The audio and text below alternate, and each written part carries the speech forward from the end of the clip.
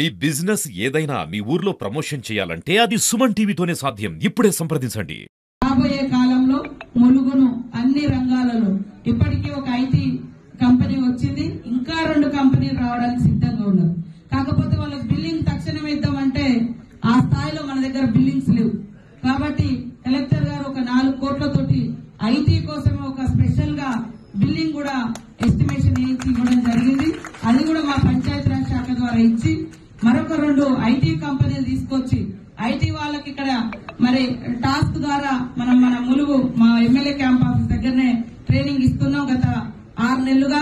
అందులో ట్రైన్ అయ్యేటువంటి వాళ్లకు 80 మందిలో 79 మంది దాదాపుగా ఉద్యోగాలు వచ్చినాయి. ఇప్పుడు ఒక 3 కంపెనీలు కూడా తీసుకొచ్చి 3 ఐటీ కంపెనీలు తీసుకొచ్చి ఇక్కడ మన పిల్లలకు ఉద్యోగ అవకాశాలు కూడా క్రియేట్ చేయాలని ఆలోచనతో ఉన్నాం. అదే కాకుండా ములుగు మరి మంచి టూరిజం ప్లేస్, దాన్ని మనం గట్టమ్మ కాడ ఇందాక రియాజ్ అని అన్నట్టుగా ఖచ్చితంగా గట్టమ్మ కాడ ఎంటర్ అయితే లోపలికి పోతుంటే ఏమేమి ఉంటాయో అక్కడనే తెలిపేటువంటి మరి బొమ్మలు గాని లేదా మరి పెయింటింగ్స్ గాని స్టోరీస్ గాని తప్పకుండా రాయించి పెడతాం. ఇప్పుడు గట్టమ్మ కాడ కూడా ఒక మంచి బ్యూటిఫికేషన్ ఆల్రెడీ రామప్ప పోయే దగ్గర జంగాలపల్లిలో చేస్తా ఉన్నాం, అది ములుగులో కూడా ఉన్నాయి. మన గట్టమ్మ కాడ కూడా చేస్తాం, పసరలో చేస్తాం, జంక్షన్లన్నీ కూడా డెవలప్ చేస్తా ఉన్నాం. ములుగు వచ్చినామంటే అడవుల్లోకి పోతుంటే ఎలాంటి వాతావరణం ఉంటుంది, ఇప్పుడు రామప్ప పోతుంటే అక్కడ ఏమేమి ఉంటాయి అనేది ఆ జంక్షన్ కాడ చూస్తేనే అర్థమవుతుంది. పసర కాడ నుంచి మేడారం అయిపోతుంటే తల్లి రూపం ఏంటిది, కుంకుమ భరణిలోంచి మరి చెయ్యెత్తి కత్తి పట్టుకొని ఆనాడు యుద్ధం చేసిన ప్రతిరూపం పెడతా ఉన్నాం. తాడువాయి దగ్గరికి పోతే ట్రైబల్స్ డాన్సులు పెడతా ఉన్నాం. ఇట్లా ఇక్కడికి వస్తే మంచి జంగల్ పెట్టడము, మంచి నీటి వాటర్ ఫౌంటైన్ లాగా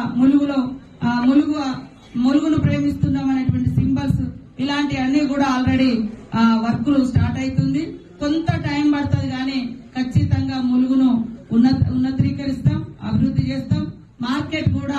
మార్కెట్ ఇక్కడ ఉంటే బాగుంటుందా, ఊరుకు దూరంగా ఉంటే బాగుంటుందని కొద్దిగా సందిగ్ధం ఉంది. కాబట్టి ఎందుకంటే మార్కెట్ అనేది చాలా విశాలంగా ఉండాలి. మరి నాన్ వెజ్ వెజ్ మార్కెట్ అనేది కూడా ఉంటది, కొంత పెద్దగా కూడా చేసుకోవడం ఇది చాలా అవసరం. ఆల్రెడీ బస్ స్టాండ్ కూడా మంచి షేప్ లో తయారైతుంది. ఇట్లా మనం అన్ని కూడా చేద్దాం. ఇక్కడటువంటి పట్టణ ప్రజలు కూడా అభివృద్ధిలో భాగం పంచుకోవాలి.